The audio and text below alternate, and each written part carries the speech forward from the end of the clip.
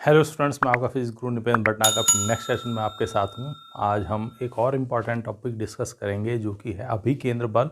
It mean centripetal force. हमारे चारों ओर बहुत सारी ऐसी घटनाएं हो रही हैं जहाँ पर कोई वस्तु वृत्ताकार पथ पर गति कर रही है। तो किसी भी वस्तु को वृत्तीय पथ पर गति करने के लिए एक बल की आवश्यकता होती है जिसे हम कहते हैं अभिकेंद्र बल। चूँकि इस बल की दिशा सदैव केंद्र की ओर कार्य करती, इसीलिए इसको कहा गया अभिकेंद्र बल। तो आइए डिटेल में इसको स्टडी करते हैं स्टूडेंट्स। तो आज का हमारा टॉपिक है अभिकेंद्र बल, अभिकेंद्र त्वरण तथा अभिकेंद्र बल यानी centripetal acceleration and centripetal force. तो इसके लिए हमने एज्यूम किया है कि हमारे पास मान लीजिए m द्रव्यमान का कोई कण है जो स्मॉल r त्रिज्या के वृत्तीय पथ पर एक समान चाल v से गति कर रहा है। तो ये हमने कण एक वृत्ताकार पथ लिया है जिसकी रेडियस है r, केंद्र है O, और m द्रव्यमान का कोई कण है हमारे पास जो इस पथ पर एक समान चाल v से गति कर रहा है। कण डेल्टा t समयांतराल में बिंदु A से B तक, A से लेकर के B तक डेल्टा s दूरी तय करता है और त्रिज्यीय वेक्टर द्वारा यहाँ डेल्टा थीटा कोण केंद्र पर बनाया जाता है या अंतरित किया जाता है। A और B हमने अभी देखा कि इसकी एक समान चाल यानी हर जगह पर चाल एक सी है, लेकिन चूंकि वेग की दिशा स्पर्श रेखीय दिशा में होती है और डायरेक्शन हर मोमेंट पर बदल रही है, तो A पर इसका वेग है v1, परिमाण जिसका v है, और B पे वेग है v2, परिमाण इसका भी v है। तो इस प्रकार से ये हमने एज्यूम किया है। अब हम इसको आगे किस तरीके से लेकर के चलेंगे वो देखेंगे। तो डियर स्टूडेंट्स, जो हमने ये v1 एंड v2 वेग लिए हैं, यहाँ हम एक वेक्टर की इंपॉर्टेंट प्रॉपर्टी इस्तेमाल करेंगे कि वेक्टर्स की प्रॉपर्टी है कि उनको डिस्प्लेस किया जा सकता है, विस्थापित किया जा सकता है उनके समांतर। तो यहाँ हम v1 को यहाँ हमने डिस्प्लेस कर लिया है, परिमाण इसका v है। v2 को हमने यहाँ डिस्प्लेस कर लिया है।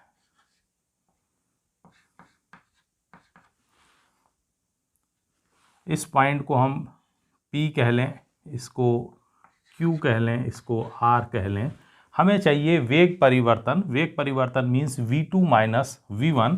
तो v1 से v2 की ओर अगर इसको मिला दें तो that is v2 minus v1 और परिमाण है इसका डेल्टा v।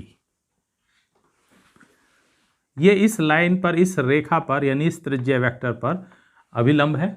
ये इस त्रिज्यीय वेक्टर पर अभिलंब है। तो इन दोनों के बीच में कोण डेल्टा थीटा, तो इन दोनों के बीच में भी कोण डेल्टा थीटा होगा। अब हमारे पास दो ट्रायंगल फॉर्म हो गए हैं। ए बी अगर बहुत छोटा है, चूंकि डेल्टा टी समय अंतराल बहुत सूक्ष्म हम लेके चलते हैं, तो ए बी को हम लगभग स्ट्रेट दूरी ले सकते हैं। तो दो ट्रायंगल हमारे पास ओ ए पी और दूसरा है पी क्यू आर। ये दोनों ट्रायंगल सिमिलर ट्रायंगल हैं, चूंकि एक कोण डेल्टा थीटा, ये कोण डेल्टा थीटा, ये दोनों परिमाण में बराबर हैं आर आर। तो ये और ये एंगल आपस में बराबर होंगे। इसी तरह से इनका परिमाण वी वी है, तो ये एंगल भी बराबर होंगे। और ऐसी स्थिति में दोनों त्रिभुज कैसे होंगे? समरूप, और इनकी भुजाओं का अनुपात बराबर होगा। तो फर्स्ट ऑफ ऑल हम लेके चल रहे हैं वेग v1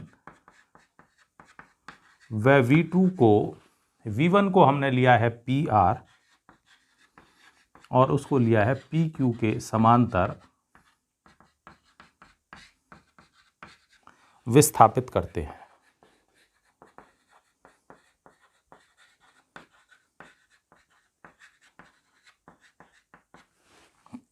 अब हमारे पास दो ट्रायंगल फॉर्म हो रहे हैं।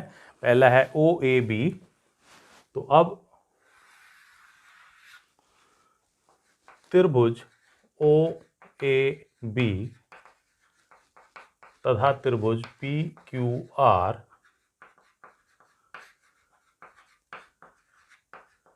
समरूप है, और समरूप होने के कारण इनकी भुजाओं का अनुपात, तो एंगल के कोण के सामने वाली भुजा हमारे पास है डेल्टा एस, और इन दोनों में से किसी भी का परिमाण ले लें आर।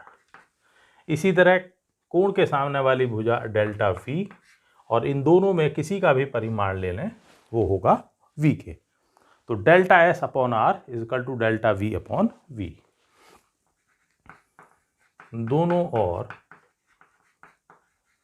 डेल्टा टी से भाग देने पर। आर चूंकि कांस्टेंट क्वांटिटी हम बाहर ले लें तो 1/r और यहाँ लिखें delta S upon delta T. इसी तरह चाल यहाँ एक समान है, परिवर्तित नहीं हो रही है, तो 1/v और यहाँ ले लें delta v upon delta T. अगर ये डेल्टा टी समय बहुत छोटा लिया गया है, उन्हीं परिस्थितियों में हमने ए बी को स्ट्रेट ले लिया है लगभग समान सरल रेखा के रूप में, तो यदि समय अंतराल डेल्टा टी अत्यंत सूक्ष्म हो तब लिमिट इंट्रोड्यूस होती है। तो यहां होगा 1/r और लिया जाएगा limit delta T tending to 0 और delta S upon delta T. इसी तरह से 1/v और समय के लिए लिमिट, तो limit delta T tending to 0 और यहाँ आएगा delta v upon delta T के। लिमिट के साथ डेल्टा डी में डिफरेंशियल पार्ट में कन्वर्ट हो जाता है, तो 1/r and that is ds upon dt and 1/v and that is dv upon dt। ठीक है।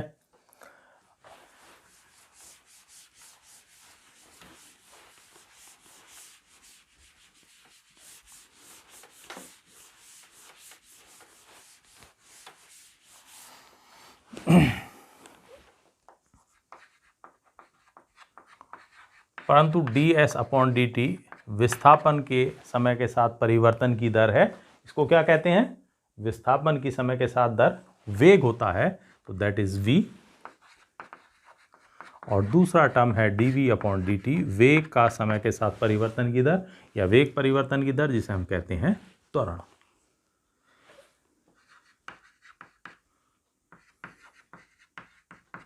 तो ये है हमारा त्वरण। ये वैल्यूज यहाँ सब्स्टिट्यूट कर दी जाए, तो 1/r और इंटू v बराबर 1/v और इंटू a।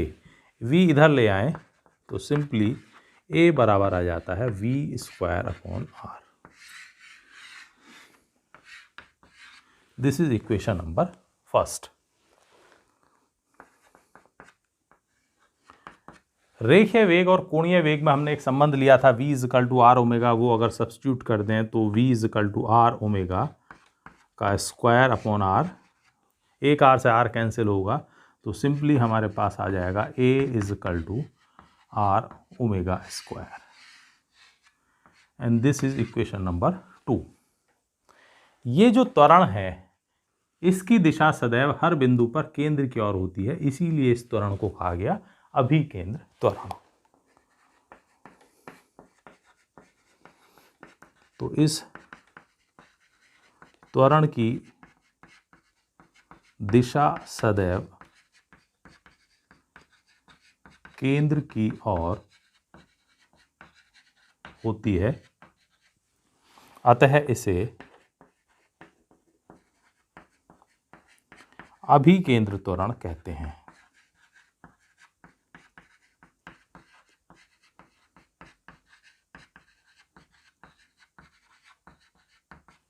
अतः इसे अभिकेंद्र त्वरण कहते हैं।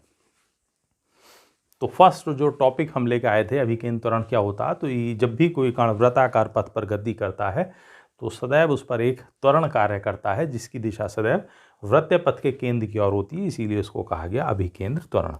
जब हम त्वरण ज्ञात कर लिया है तो सिंपली बल भी कार्य कर रहा होगा जो इस त्वरण को जनरेट कर रहा होगा। तो स्वाभाविक है कि जब कोई कण वृत्तीय पथ पर गति करता है तो उस पर केंद्र की ओर एक बल भी कार्य करता है जिसे हम अभिकेंद्र बल कहते हैं। ठीक है। तो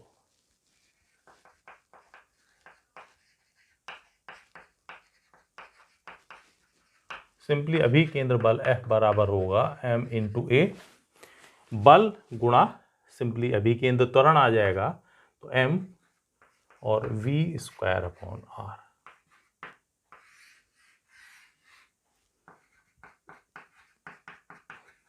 अगर एक ही जगह रख दें आर ओमेगा स्क्वायर तो m equal to R omega square, तो ये दोनों रिलेशंस इस्तेमाल होंगे अभिकेंद्र बल के लिए। तो वृत्तीय गति करते कण पर सदैव एक बल कार्य करता है जिसकी दिशा वृत्तीय पथ के केंद्र की ओर होती है, इसीलिए इस बल को कहा गया अभिकेंद्र बल।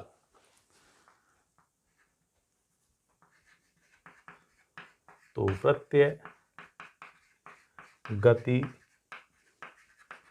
करते कण पर सदैव एक बल कार्य करता है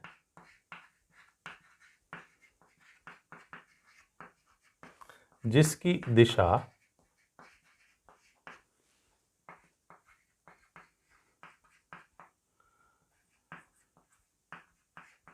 सदैव वृत्तीय पथ के केंद्र की ओर, वृत्तीय पथ के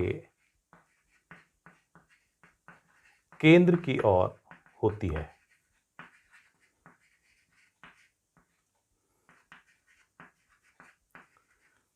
यह बल अभिकेंद्र बल कहलाता है।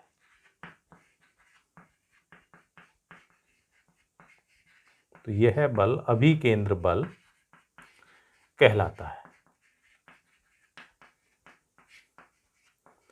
तो ये हुआ हमारा centripetal force F equal to M V square upon R या एम आर ओमेगा स्क्वायर। अब इसके विषय में कुछ इंपॉर्टेंट बातें हम डिस्कस करें। अभिकेंद्र बल सदैव किसी दूसरे बल की सहायता से प्राप्त किया जाता जो ऑलरेडी वहाँ प्रेजेंट है, यानी वहाँ वृत्तीय पथ पर गति करने के लिए ऑलरेडी कोई ना कोई फोर्स अगर वहाँ प्रेजेंट है तो वो ही अभिकेंद्र बल प्रदान करता है। और जब तक हमें पर्याप्त अभिकेंद्र बल नहीं मिलेगा हम वृत्तीय पथ पर गति नहीं कर पाएंगे। तो बहुत सारे एग्जाम्पल्स हैं जहाँ हम देखेंगे कि इस प्रकार की वृत्तीय गति में किस बल से अभिकेंद्र बल प्राप्त हो रहा है।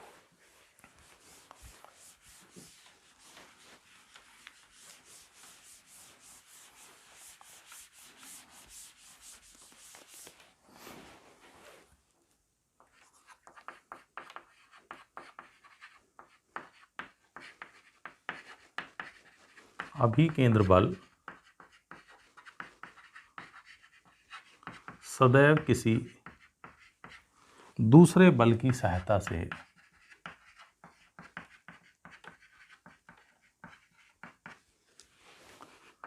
प्राप्त किया जाता है।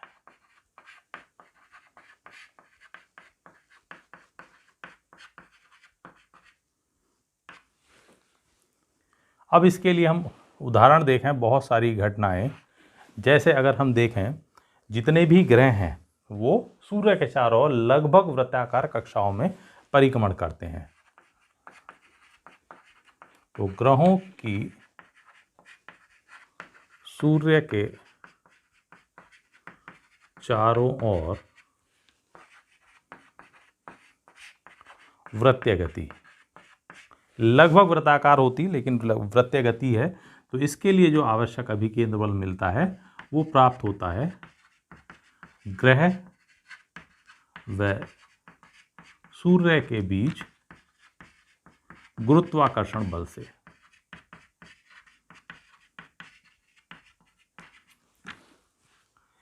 जो सूर्य है और ग्रह है उनके बीच में एक गुरुत्वाकर्षण बल कार्य करता है और यही गुरुत्वाकर्षण बल उन ग्रहों को वृत्तीय पथ पर परिक्रमण के लिए आवश्यक अभिकेंद्र बल प्रदान करता है।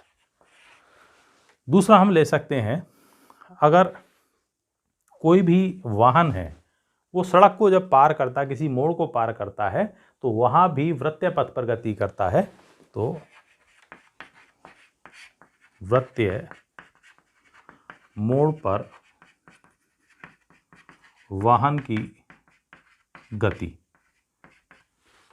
तो यहां पर हम देखें तो जो वाहन है उसके टायर और सड़क के बीच में घर्षण बल कार्य करता है और वो घर्षण बल हमें आवश्यक अभिकेंद्र बल प्रदान करता है। तो इस परिस्थिति में जो सेकंड हमने कंडीशन ली है, वाहन के टायर व सड़क के बीच घर्षण बल, तो इस परिस्थिति में कौन सा बल? घर्षण बल। इससे पहली स्थिति में गुरुत्वाकर्षण बल। और एक एग्जाम्पल देखें, पत्थर को डोरी से बांधकर